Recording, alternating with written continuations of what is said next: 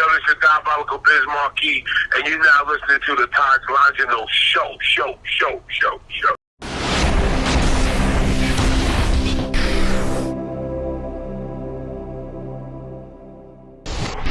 Yeah, so I just want to know, man, Biz Markie, again, thank you for coming on the Longino show. And you've been in the business 30 plus years. You've had hit records. How have you been able to stay relevant in the game so long? The way I stayed relevant, I treat it as a hobby. So you know how you love a hobby?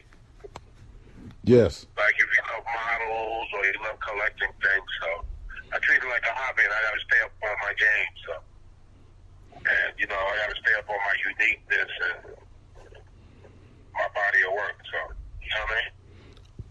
Now, what is your thoughts on today's music? I know you've been through all the eras. Okay. So you've seen, you know, we went through the Tupac era, the Jay-Z era. We've been through a lot of great MCs, and now rap is in a different form. So what are your thoughts on hip hop today? Hip hop today is for the young ones. That's what I think. The hip hop today is for the young ones. I hate when people get mad at people, they call it mumble rap or whatever. But some of us are in our 40s or 50s, and the music is for youth. Even when we was out, the music was for the youth. It wasn't for the older people. You know what I mean?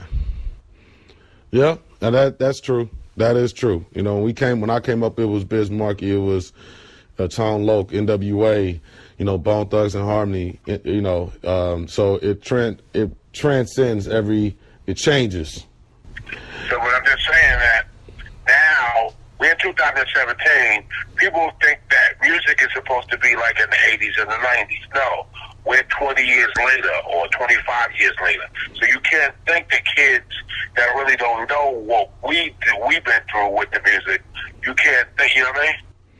So where do you think music is headed in the next 5 years? Do you think the sound of music will continue to change and hip hop will continue to change and evolve? Where do you see that going?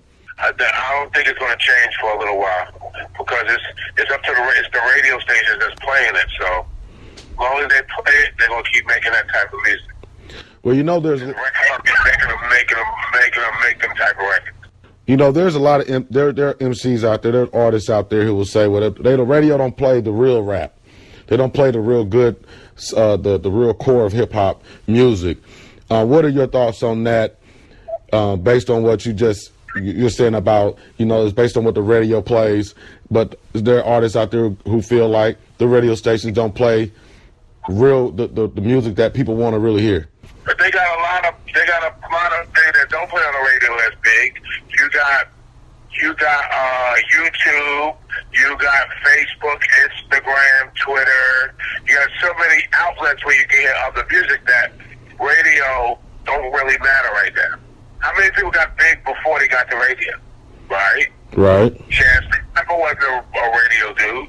Soulja Boy wasn't a radio dude at first, right or wrong. He was out when MySpace stuff was out. Correct. That is correct. I mean, you can't blame that. I mean, every man, every woman has their own destiny. You gotta strive and sacrifice to get to that destiny. That's what's up. Now, I want to know, throughout your years in the music business, what's been your most memorable moment? Me making my first record, or me first getting on stage with Roxanne Shante in front of tens of thousands and doing the beatbox. Now, who started the beatbox? Was it you, Dougie Fresh? It was all three of us, me, Dougie, and Buffy. You was the one. Okay. I'll give it to Dougie. And I'd say I'm second or third. I mean, I know Dougie did it. I know I did it. We'll give it to Dougie. Who's the best? Who's the best? I don't know who's the best because all of us had different styles. Buffy had a different style. I had a different style, and Dougie had a different style. You know what I mean? So right. All of us. I'm just happy that we're the fathers of it. Now I know you were a DJ on Hip Hop Squares. How did you become the DJ on Hip Hop Squares? Well, Ice Cube picked me and said, "Yo, Biz, come on, man. Why don't you come and DJ?" And I DJ. Now, do you do a lot of DJ sets? Or you do? Yeah, I do about 250 like 250, 275 shows a year.